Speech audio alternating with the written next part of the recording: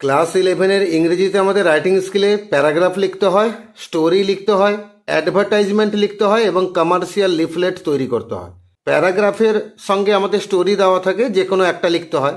আর অ্যাডভার্টাইজমেন্টের কিন্তু জন্য একটা আলাদা দাগ দেওয়া থাকে, সেখানে দুটো অ্যাডভার্টাইজমেন্ট থাকে, যে কোনো একটা অ্যাডভার্টাইজমেন্ট লিখতে হয়। খুবই সহজ জিনিস, একটা ক্লাসই তার জন্য যথেষ্ট।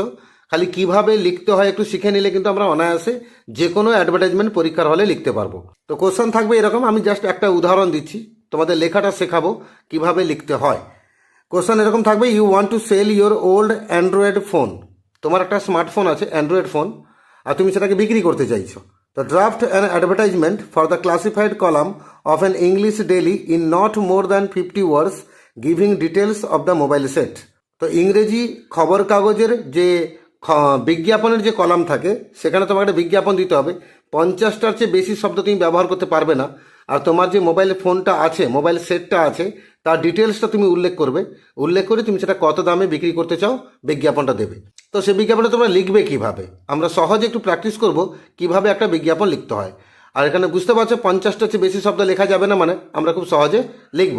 পরীক্ষার হলে তোমরা এরকম খাতা পাবে। তোমাদের প্রথম কাজ হচ্ছে একটা এখানে মার্জিন টেনে নেবে। আমি স্কেল ব্যবহার করলাম না, এমনি সোজা হাতে টানলাম, একটু বাঁকা হয়েছে, তোমরা কিন্তু স্কেল ব্যবহার করবে, লাইনটা সহজ হয়ে যাবে বা সোজা হয়ে যাবে। তারপরের কাজ হচ্ছে বাম দিকে একটা বর্ডার করবে, একই রকমভাবে ডান দিকে একটা বর্ডার করবে। যেই বর্ডারটা হয়ে গেল, এখানে একটা ছোট্ট ঘর বার করবে। এখানে বাম দিকে অ্যাডভার্টাইজমেন্ট কথাটা লিখবে। তারপরে এখানে আমরা ব্র্যাকেটে উল্লেখ করবো, এটা আমাদের বিজ্ঞাপনটা কেনা বেচা সংক্রান্ত হচ্ছে। আমি পুরনো মোবাইল ফোন বিক্রি করতে চাইছি, তাই আমরা ব্র্যাকেটে লিখবো বাই অ্যান্ড সেল। এটা কেনা বেচা সংক্রান্ত বিজ্ঞাপন বলে আমি লিখলাম বাই অ্যান্ড সেল। এটা যদি তুমি কাউকে ঘর ভাড়া দিতে চাইছো তাহলে অ্যাকোমোডেশন লেখা হবে। যদি ব্যবসা বাণিজ্য সংক্রান্ত হয় তাহলে কমার্শিয়াল লেখা হবে। যদি শিক্ষামূলক হয় তাহলে এডুকেশনাল লেখা হবে।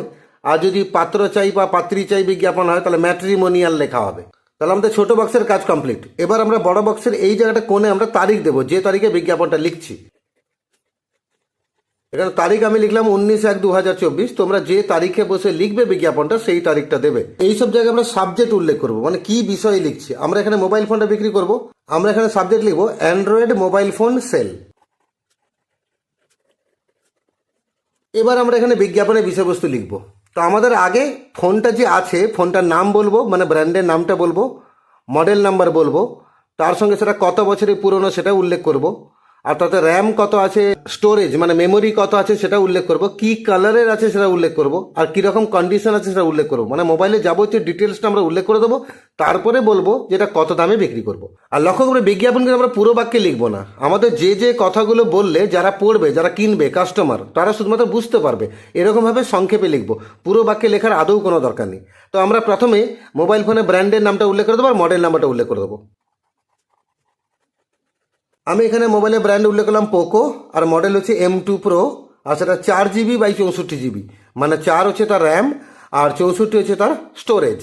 তার মানে এখানে যারা পড়বে তারা সহজেই বুঝতে পারবে যে মোবাইল ফোনটা হচ্ছে পোকো M2 Pro এবং সেটা 4GB র্যাম এবং 64GB স্টোরেজ, মানে সহজেই বুঝতে পারবে। আমাকে কিন্তু পুরো বাক্য লিখতে হলো না, এইভাবে সংক্ষেপে আমি খালি মডেল নাম্বার, ব্র্যান্ডের নাম আর তার সঙ্গে মেমোরি বা স্টোরেজ এগুলো উল্লেখ করে দিলাম। তাহলে আমার ব্র্যান্ডের নাম বলা হয়ে গেল। এবার আমি বলবো কত দিনের পুরনো মোবাইল। আমি সেক্ষেত্রে বলবো মনে কর 6 মাস পুরনো, তাহলে আমি উল্লেখ করবো 6 months ওল্ড। তাহলে আমি লিখলাম 6 months ওল্ড অনলি, মানে মাত্র 6 মাস পুরনো। তারপর বলবো প্রায় নতুন কন্ডিশনে আছে, অলমোস্ট নিউ। এবার কি কালারে আছে বলবো, মনে করো সবুজ কালারে আছে। এবার বলবো মোবাইল ফোনে কোনো দাগ নেই, মানে স্ক্র্যাচ নেই, তাহলে আমরা উল্লেখ করবো স্ক্র্যাচলেস। আর এখন তো সবাই ভিডিও টিডিও বানায়, তাই ক্যামেরা কত মেগাপিক্সেল আছে উল্লেখ করবো, মনে করো 64 মেগাপিক্সেল ক্যামেরা আছে। তাহলে ক্যামেরা কত আছে উল্লেখ করে দিলাম। এবার আমি ফোনটার সঙ্গে ব্যাক কভারও সঙ্গে দেবো, মনে করো ব্যাক কভার এবং চার্জার। ব্যাক কভার এবং চার্জার এই দুটো আমি ফ্রি দিব, তাই উল্লেখ করবো with back cover and charger. তাহলে আমার মোবাইল ফোনের সমস্ত ডিটেলস বলা হয়ে গেল।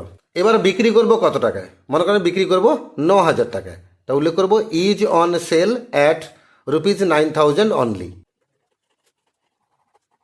আর মোবাইলে যে ওয়ারেন্টি কার্ড থাকে সেটা এখনো ভ্যালিডিটি আছে, তাহলে আমরা উল্লেখ করব ওয়ারেন্টি কার্ড স্টিল ভ্যালিড।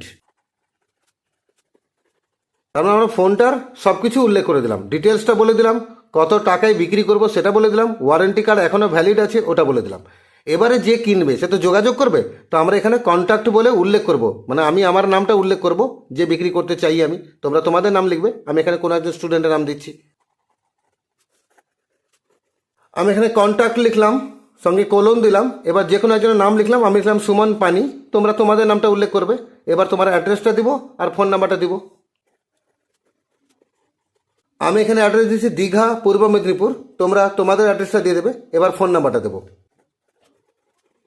একটা মোবাইল নাম্বার দিয়ে দিলাম, আমি এমনি এমনি একটা মোবাইল নাম্বার দিলাম, তোমরা তোমাদের মোবাইল নাম্বারটা দিয়ে দেবে। এই হলো আমাদের বিজ্ঞাপন। বিজ্ঞাপন লেখা শেষ হয়ে গেল। এবারে কিন্তু আমরা নিচে যে দাগটা টেনেছিলাম না, আমরা যে নিচে দাগটা কমপ্লিট করেছিলাম না, কারণ লেখাটা কতদূর নামবে আমরা জানতাম না। এবার আমাদের লেখা শেষ হয়ে গেল, এবার কিন্তু আমরা নিচে দাগটা কমপ্লিট করে দেবো। এইভাবে কত সহজে আমরা একটা মোবাইল ফোন বিক্রি করব তার বিজ্ঞাপনটা লিখে ফেললাম। তো এইভাবে তোমরা যে কোনো বিজ্ঞাপন অনায়াসে লিখতে পারো। 5 মার্কের কোশ্চেন 2 থেকে 3 মিনিট যায় লিখতে, তাই লেখাটা শিখে নিলে কিন্তু খুব সহজ হয়। আমি আমার চ্যানেলে আরও অ্যাডভার্টাইজমেন্টের ভিডিও, লিফলেটের ভিডিও সবই আমার চ্যানেলে আছে। আমার চ্যানেলে ঢুকে পড়ো, প্লেলিস্টকে ক্লিক করো, ক্লাস 11-এর ভিডিও বার করো, তোমাদের দরকারের সমস্ত ভিডিও সেখানে পেয়ে যাবে। তাই আর দেরি না করে খাতায় একটু প্র্যাকটিস করে নাও, দেখবে তোমার কনফিডেন্স লেভেলটা অনেক বেড়ে যাবে এবং পরীক্ষার হলে তুমি বিজ্ঞাপনটা সহজে লিখতে পারবে।